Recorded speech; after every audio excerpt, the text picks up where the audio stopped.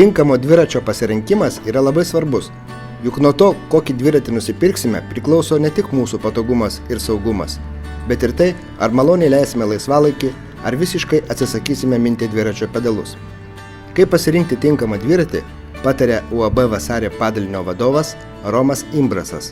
Dviračių tipai tai yra įvairių iš tikrųjų dviračių tipų, pradedant nuo kalnų, hibridų, miesto tipo dviračių, baigiant ant BMX-ais, triukiniais, visokiais streetais.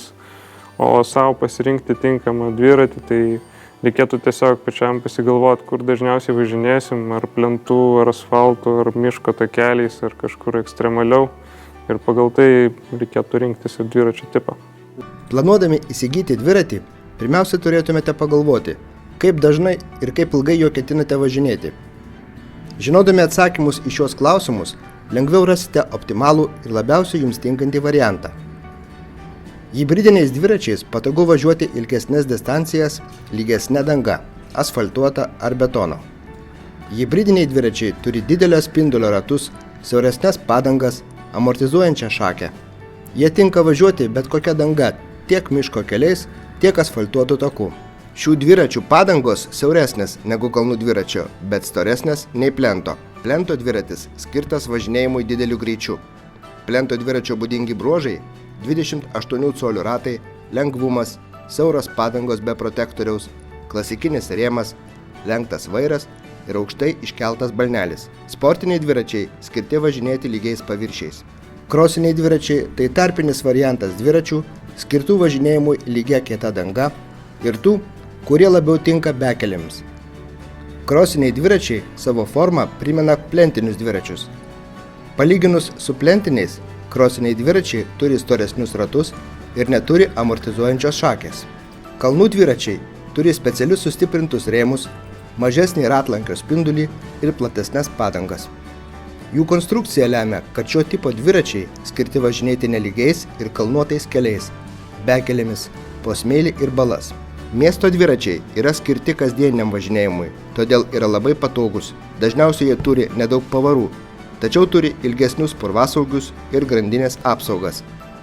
Beveik visi tokie dviračiai ant vairo turi stabdžių rankenėlės ir papildomai, esant vidiniams pavaroms, gali būti stabdomi sukant pedalus atgal. Rėmo dydis, dviračio aukštis, yra pagrindinis faktorius darantis įtaką važiavimo patogumui, todėl svarbu pasirinkti teisingai.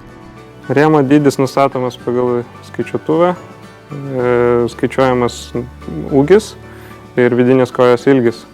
Bet būna įvairiai, tarkim, nes skaičiuotuvai duoda net keletą dydžių, pasirinktinai artimiausių. Stabdžiai – tai dviračio elementas, kuris gali lemti tai, ar pajėgsite sustabdyti dviratį, vos išvydę už kampo pasirodžiusi automobilį.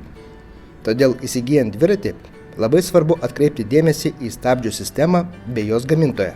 Diskiniai stabdžiai tai irgi yra skirstomi į mechaninius ir hidraulinius. Tai jeigu renkatės iš diskinių, pasiūlyčiau rinktis labiau hidraulinius stabdžius, jie bus efektyvesni.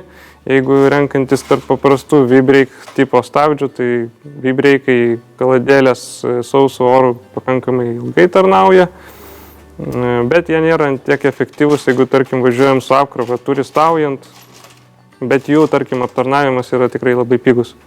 Skirtumas tarp vidinių ir išorinių pavarų tai būtų toks, kad kai turim vidinės pavaras, tai grandinė nesiskersuoja, jinai stovi tiesiai ir jinai lėčiau dėvisi. O tarkim su išoriniam, tai mes junginėjam pavaras, jinai skersuojasi, jinai greičiau išsitampo. Tai dažniau reikia keisti grandinę, o jeigu tarkim su vidiniam pavarom kažkas sugenda, tai tas remontas atsieina šiek tiek brangiau. Jeigu kalbame apie dviračių priežiūrą, tai prižiūrėti reikia pakankamai pedantiškai. Jeigu prižiūrėsim pedantiškai, tai tas dviratis tikrai gali ištempti ir 10 ir 15 metų tinkamai prižiūrint. Tepti reikia tik grandinę, nes dauguma žmonių sako, kad reikia ir ant žvaigždžių, ir ant visko, bet dažniausiai reikia tik tai tepti grandinę. Dviratis atlieka savo pagrindinę funkciją – važiuoja. Tačiau yra nemažai priedų, galinčių padidinti kiekvienos kelionės patogumą ir saugumą. Prieš sėsdami ant dviračio pasirinkite būtinas saugos priemonės – atšvaitus, žibintus, šalmą ir liemenę. Jeigu renkatės per skelbimus dviratį naudotą, tai jeigu nusipirkat geros labai komplektacijos, tai galit nusivilti būtent dėl to, kad visi mazgai jau būna atitarnavę ir reikia jau viską keisti. Tas keitimas atsieina maždaug 150-200 eurų, čia priklausomai nuo kokios komplektacijos dviratį įsigijat. Tad geriau apsilankykite artimiausioje dviračių parduotuvėje ir specialistai tikrai patars ir išrinks jums tinkamą dviratį ir tikrai neliksite apgauti.